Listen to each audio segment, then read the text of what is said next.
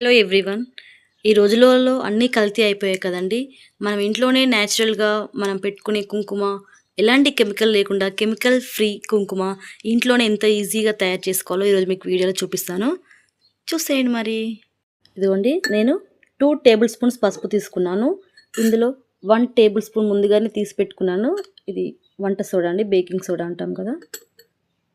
Baking soda 1 table spoon. ఇందులో 1 table spoon lemon,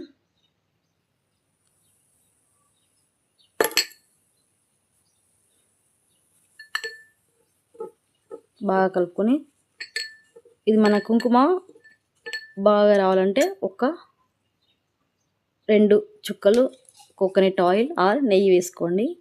నేను నెయ్యి అవైలబుల్ లేదు కాబట్టి కోకోనట్ ఆయిల్ వేసుకున్నాను. కొంచెం కొద్దిగా యాడ్ చేసుకోండి.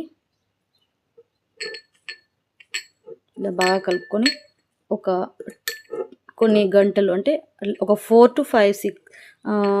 to 6 అవర్స్ బాగా నాననివ్వండి. తర్వాత మిక్సీ